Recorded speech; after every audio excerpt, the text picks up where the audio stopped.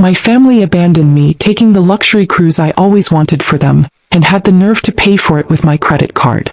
They didn't realize this frail old woman knew how to check her bank statements, and how to make one single phone call that would turn their luxury vacation into a Caribbean nightmare.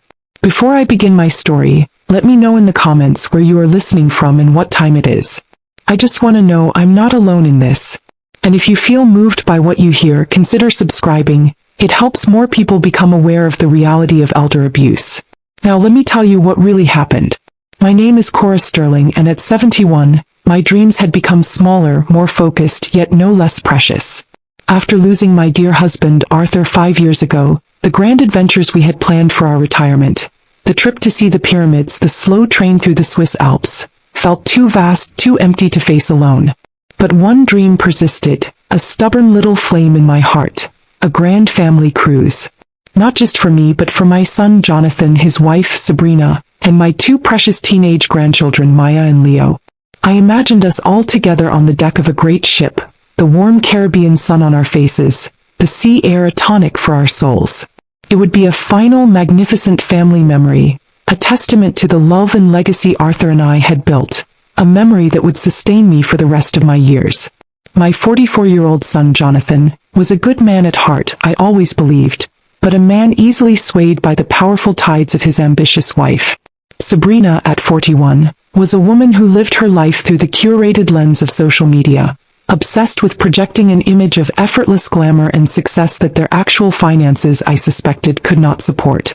They had a beautiful home in a manicured suburb, but I knew from Jonathan's occasional vague complaints about cash flow and market pressures that they were stretched thin, living right at the edge of their considerable income. Still, I held on to my dream, nurturing it like one of my prize-winning orchids.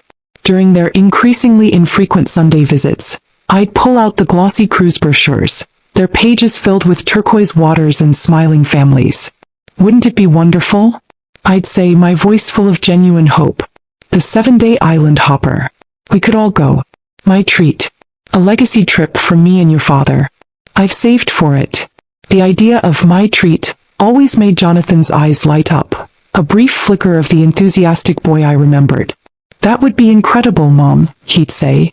Sabrina, however, would offer a tight, condescending smile, her eyes doing a quick, dismissive scan of my comfortable but modest living room. A cruise is a lovely idea, Cora, she'd remark, her voice a study in polite disdain. But the right cruise with the right amenities, the suites, the private excursions, it can be frightfully expensive. The brand of the ship matters, you know. We wouldn't want to do it halfway. It's all about the photos. It was during one of these conversations that the instrument of my future undoing was polished and handed to them. Years ago, after Arthur passed, I had, on my bank's advice, added Jonathan as an authorized user to my primary credit card. It was an old account, one I'd had for over 40 years, with a spotless payment history, a high credit limit, and an excellent rewards program. For emergencies only, Jonathan, I had told him firmly at the time. If I have a fall or need something urgently and can't get to the bank. He had readily agreed, the card tucked away in his wallet and used for years, a symbol of my trust in him. Mom, he said that afternoon, a new, slick idea dawning in his eyes, an idea I could almost see being telepathically transmitted from his wife, Sabrina, who sat beside him. You know what would be smart? If we book the cruise using your card. The rewards points are fantastic. We can put the whole thing on there, get the cashback bonus, and then I can just pay you back in installments from my year-end bonus. It's just a smarter way to manage the cash flow. I was hesitant. It was a lot of money to put on a credit card, a practice my generation was taught to avoid. But he was so persuasive, so full of confident talk about maximizing value and financial strategy. It was the language of his world, and I, a retired schoolteacher, felt a little out of my depth, a little old-fashioned. I trusted him. He was my son, a successful man. And so, foolishly, I agreed. All right, dear, I said, a knot of unease tightening in my stomach. As long as it's for the cruise. For all of us. That agreement sealed my fate. The weeks that followed were a masterclass in subtle manipulation and dismissal. My excited questions about booking dates were met with vague deflections. Still looking for the perfect itinerary, Mom, Jonathan would say. Sabrina wants to make sure the excursions are top-notch and, more importantly, Instagrammable. One afternoon I called full of excitement, having seen a special offer for seniors on the very cruise line we'd discussed. Sabrina answered the phone. "Oh, Cora," she'd said with a weary sigh. "We're just so swamped. And honestly, I've been looking at the activities. All that ziplining and snorkeling, we were worried it might be too strenuous for you. You wouldn't want to just be sitting on the ship all day while we're out having adventures, would you?" The implication was clear. I was too old.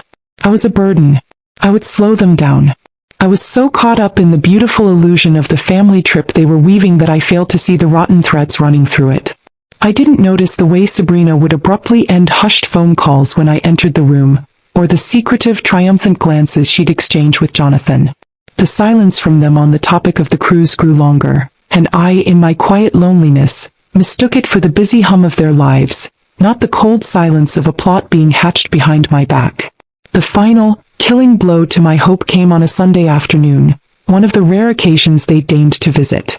I had made my famous lemon meringue pie Jonathan's favorite, but he barely touched it. "About the cruise, Mom," Jonathan began, not looking at me but at his wife Sabrina, who gave him a small, almost imperceptible nod of encouragement. "We've looked at the numbers, and with the kids' school expenses and the market being what it is, it's just not a good time. The prices for that cruise line are just astronomical right now. We're going to have to postpone. Maybe next year." It was a lie, a thin, flimsy excuse, and we all knew it. But it was the way Sabrina delivered the follow-up that truly twisted the knife. She reached across the table and patted my hand with her cold, perfectly manicured fingers. "Honestly, Cora," she said, her voice dripping with a false, saccharine concern, "it's a blessing in disguise. A big cruise like that, it's a lot. All that walking, the different time zones, the heat. We were so worried it might be too much for you. You'd probably be much more comfortable having a quiet staycation at home. We just want what's best for you." The words, so patronizing, so dismissive of my health, my spirit, my desires, hung in the air between us. They weren't just postponing the trip. They were gracefully, cruelly writing me out of the script of my own dream. I was too old. I was a burden. I would slow them down. I saw the truth then in Jonathan's averted gaze, in Sabrina's smug, pitying smile. They had no intention of taking me, not now, not ever. I packed the brochures away that evening, my heart heavy with a familiar disappointment. I was the old mother, the one to be managed, to be told what was best for her. I accepted it as I had accepted so many of their small, subtle slights, with a quiet, sad resignation.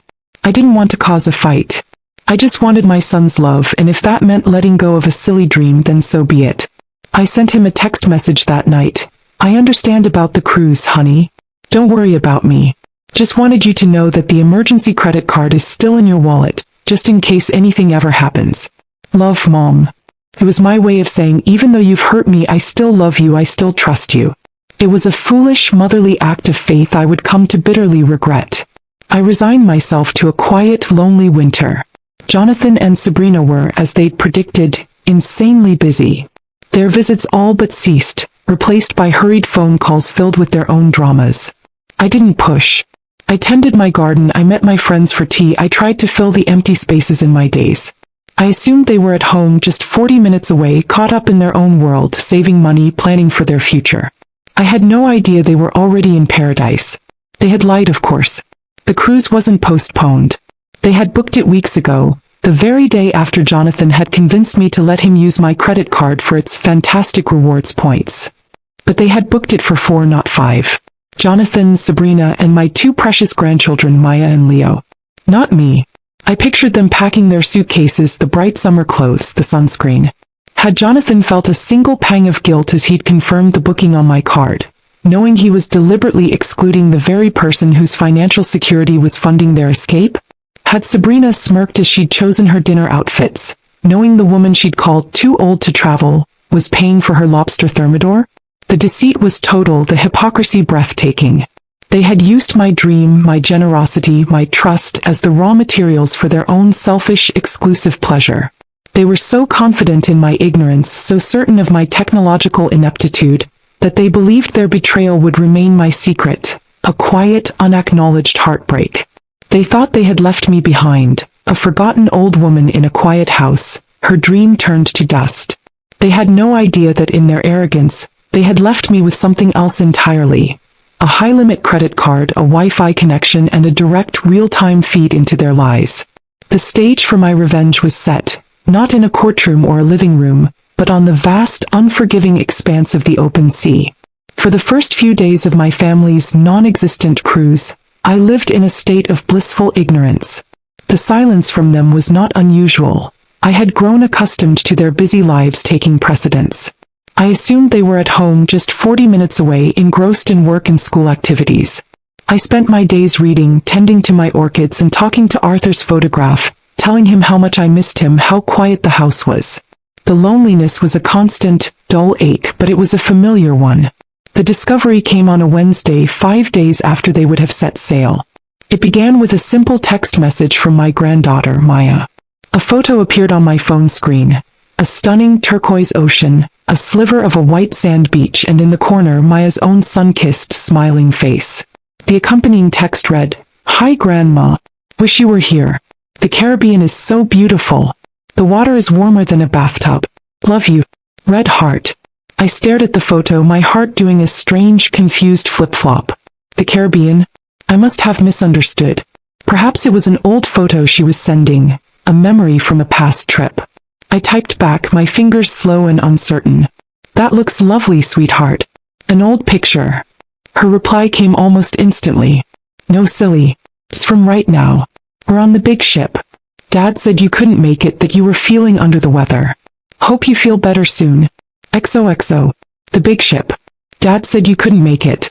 The words swam before my eyes. A cold, sickening dread began to creep up my spine, a feeling so intense it made my hands tremble. It couldn't be. Jonathan wouldn't, he couldn't have. With a fumbling haste that was utterly foreign to me, I retrieved my tablet from the living room. My hands shook so badly it took me 3 tries to type in the password. I opened my web browser, my mind a chaotic whirl of disbelief and dawning horror. I navigated to the website for my credit card company, the one Jonathan was an authorized user on, the one he was supposed to use for emergencies. I logged in, my heart pounding in my ears. I clicked on recent transactions. And there was. The world tilted on its axis. The screen was filled with charges, a long, damning list of my son's betrayal. The first charge from 6 weeks ago was the largest, a 5-figure sum that made me gasp. The merchant, Royal Caribbean Cruises. The description, 7-night Eastern Caribbean voyage, 4 passengers. For, not 5. My name, my dream, neatly, surgically excised. Then came the more recent charges, the ones from the past few days as they were living their lie at sea. Onboard purchases, casino and bar. Port excursion, St. Thomas. Island Jewelers, Philipsburg. Aqua Adventure Park. They were spending my money, my hard-earned savings, my secure credit, with a reckless, joyful abandon, all while I sat at home, believing their lies, respecting their supposed need to postpone. I scrolled through the transactions, each one a fresh stab to the heart. A charge for a couple's massage. A purchase at a high-end designer boutique on the ship. Another bar tab. They weren't just on vacation without me. They were living a life of luxury on my dime, funding their pleasure with my trust. The humiliation was a physical thing, a hot wave that washed over me, leaving me feeling sick and dizzy. I thought of Sabrina's condescending smile as she told me a cruise would be too much for me. I thought of Jonathan's earnest, lying face as he'd spoken of postponing for financial reasons. They had played me for a fool, a dotty old woman whose dreams could be harvested, whose resources could be plundered, and who could then be safely discarded while they sailed off into the sunset. The sadness, the profound, shattering grief of their betrayal was immense. But then something else began to rise through it, something cold and sharp and utterly clear. It was the quiet, steely fury of a woman who has been profoundly, unforgivably wronged. They thought I was too old, too simple, too technologically inept to uncover their scheme. They had used my own financial security as the weapon to exclude and humiliate me. A slow, dangerous smile touched my lips. A smile my students used to recognize when a classroom bully was about to be put firmly in their place. They had made one critical, arrogant mistake. They had left me on shore. With the tablet, with the password to my own account, with the customer service number for the credit card company printed right there on the back of my card. They were trapped on a floating palace in the middle of the ocean, their entire lavish experience tied to a single fragile thread of credit. My credit. And I, Cora Sterling, the too old to travel grandmother, was about to cut that thread. For the rest of that afternoon, I was a woman possessed by a chilling, methodical calm. The initial storm of heartbreak, the wild, chaotic grief of my son's and his wife's profound betrayal, had passed, leaving in its wake the cold, hard landscape of pure, unadulterated resolve. The tears were done. The time for sorrow was over. The time for strategy had begun. I did not act immediately. That was not my way. My anger was not a flash flood, but a slow-rising tide, powerful and inexorable. I opened my old ledger book and with a steady hand I documented everything. I wrote down the date and time of Maya's revealing text message. I meticulously copied every single fraudulent charge from my online credit card statement. The massive initial payment to the cruise line, the onboard bar tabs, the jewelry store purchase in St. Martin, the dolphin encounter, excursion fee. I was building a case not just for my own heart, but for the inevitable confrontation that was to come. I thought about their arrogance, their supreme confidence in my ignorance. They truly believed I was a relic from a bygone era, a woman who still balanced her checkbook with a pencil and wouldn't know how to navigate the complexities of online banking. They had forgotten that I was the one who had taught Jonathan how to use his first computer, that I had spent the last decade of my teaching career integrating new technologies into my classroom. I was not a digital native, no, but I was far from a digital fool. And they, in their condescending ageism, had just made a fatal miscalculation. My plan was simple, elegant in its cruelty, and it required only one thing: patience. They were, at this very moment, likely sipping piña coladas by the pool on the Lido deck, blissfully unaware, spending my money without a care in the world. Their onboard account, I knew from the cruise brochures I had so hopefully studied, was linked directly to my credit card. Every drink, every souvenir, every extra scoop of ice cream was being added to a running tab that would be settled at the end of the voyage, or perhaps in increments throughout. If I cancelled the card now, the chaos would be immediate. But it would be contained. The ship's purser would inform them of the issue, and Jonathan, in a panic, would likely call me, perhaps even have enough remaining funds on his own cards to scrape by. No, that was not good enough. My revenge needed to be served not hot, but ice cold. It needed to strike at the moment of their maximum vulnerability, their maximum public exposure. I looked at the cruise itinerary I had bookmarked on my tablet weeks ago, the one I had dreamed of sharing with them. I noted the sea days. Days when they were miles from any port, any external ATM, any hope of a wire transfer from a friend. They would be trapped on a floating city, a luxurious prison of their own making with no financial resources but the card they had stolen from me. I decided to wait until the final 2 days of the cruise. By then their onboard bill would have swelled to a magnificent, bloated figure. They would have enjoyed the excursions, bought the souvenirs, lived the high life to its fullest, all on my dime. They would be relaxed, sun-drenched, their guard completely down, already dreading their return to normal life. That is when the trap would spring. I spent the next few days in quiet preparation. I made a list of all the fraudulent charges. I drafted a short, simple script for my phone call to the credit card company. I even called my phone provider and arranged for a temporary block on Jonathan's number, just in case he tried to call me in a panic before I was ready to speak with him. I wanted complete control over the timing of our next communication. There was a strange sense of power in my quiet, deliberate actions. I was no longer Cora Sterling, the heartbroken mother, the discarded grandmother. I was a strategist, an architect of consequences. Each click of my mouse, each notation in my ledger, was a small act of reclamation. They had left me off their family cruise, but I was now, from my quiet living room thousands of miles away, the unseen captain of their financial destiny. On Friday afternoon, knowing they were on a long sea day between their last port of call and their final destination, the time had come.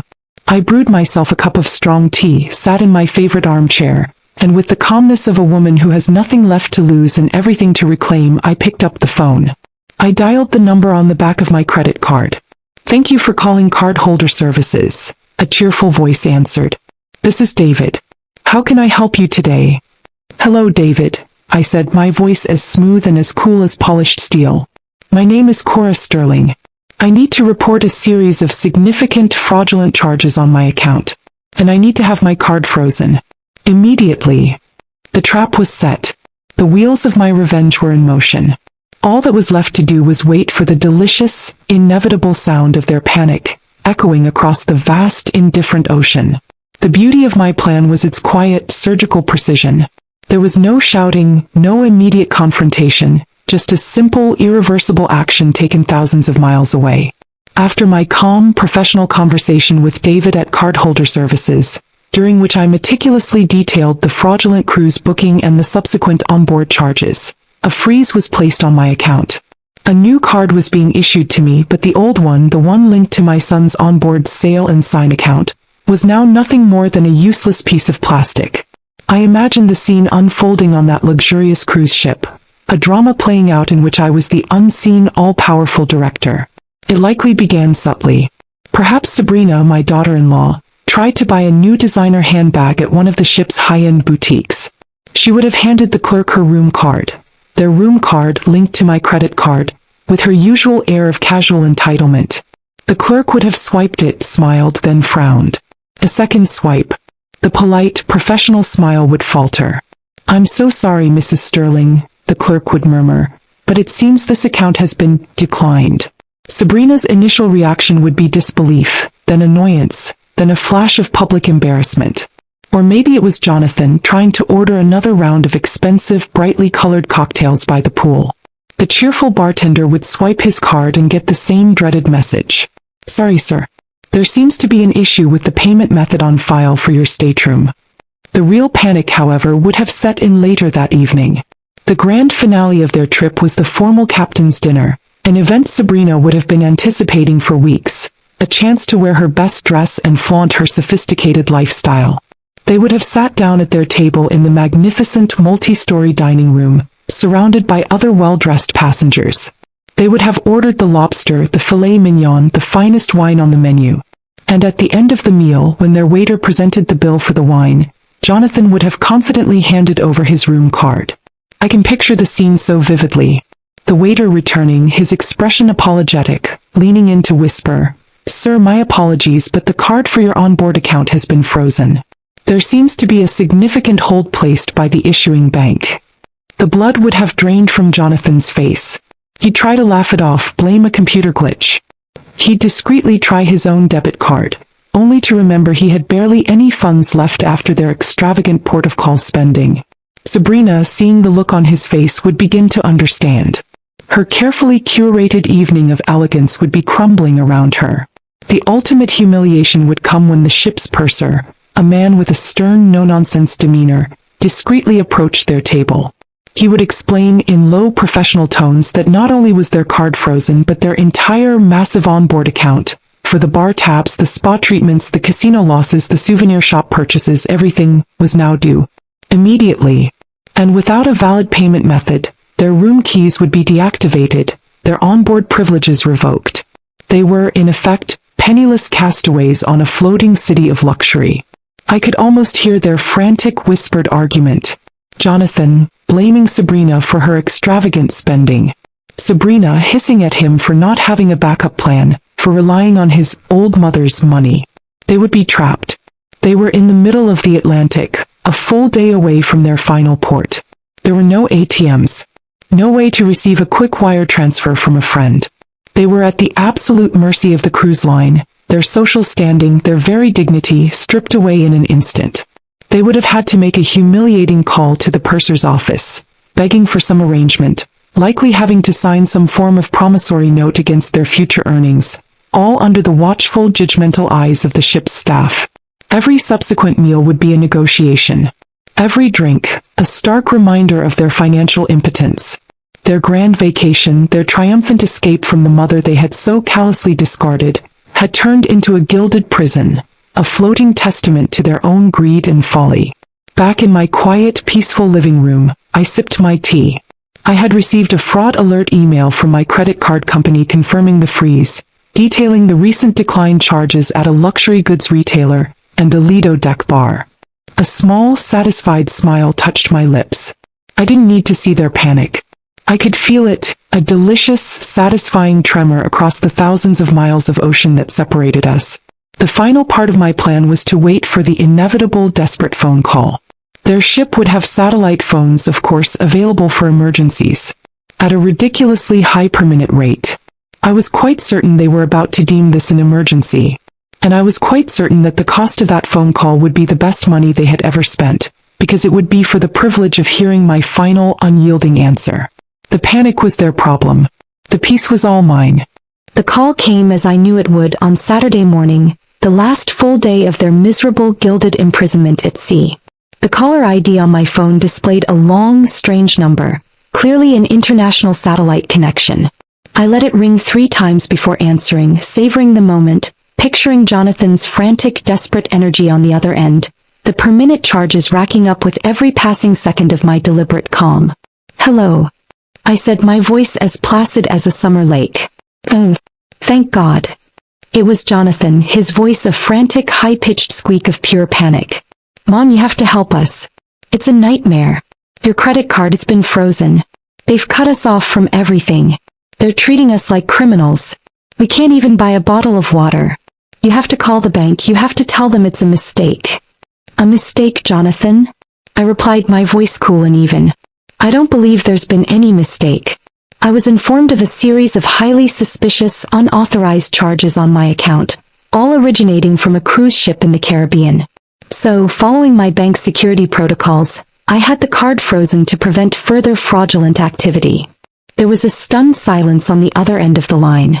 I could hear Sabrina's shrill voice in the background. "What did she say? What did she say?" "Fraudulent," Jonathan finally stammered. "Mom, that was us. That was the family cruise. The one we talked about." "Oh, that one," I said, my voice dripping with an icy sweetness. "The one you told me was postponed because it was too expensive.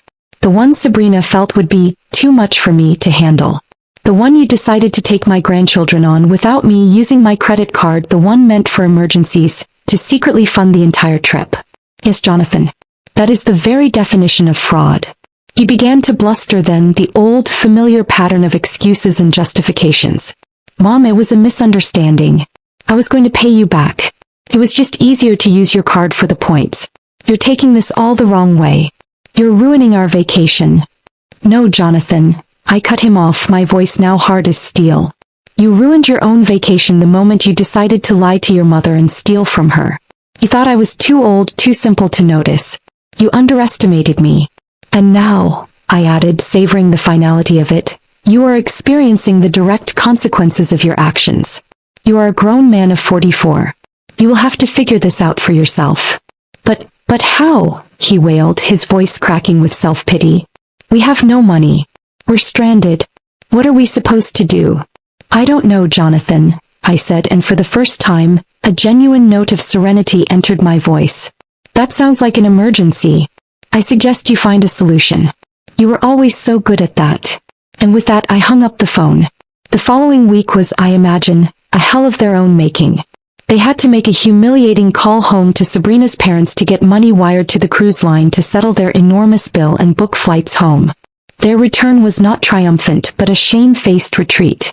2 weeks after their return, a different kind of call came. It was a man from the cruise line's corporate office, from their guest experience and security department. "Mrs. Sterling," he began, his voice professional and serious, "we've concluded our internal investigation into the fraudulent use of your credit card for the booking made by your son. We take elder financial abuse very seriously, and the pattern of behavior here was deeply concerning to us." He explained that after my fraud report and their own purser's report on Jonathan and Sabrina's subsequent behavior, they had reviewed the account. "It is against our company's values to have our services be the backdrop for such a painful family situation," he continued. "We have refunded the entirety of the cruise fare back to your account. And as a gesture of our profound apology for the distress this has caused you, and in recognition of the dream you were denied, we would like to offer you a complimentary 7-day cruise for 2, in one of our finest suites, on any voyage of your choosing within the next 2 years. On us, of course." I was stunned, speechless. A full refund. A free luxury cruise. My payback had not only been the deep satisfaction of watching them panic, but now this. The very company whose services they had stolen to humiliate me was now offering me my dream free of charge. The story ends not with me in my quiet garden, But with me months later, sitting on the balcony of a beautiful stateroom, the real Caribbean sun warming my face. I looked at the turquoise water, a cup of tea in my hand. My original cruise brochures were spread out on the table in front of me. I had finally taken my trip. The one I had dreamed of.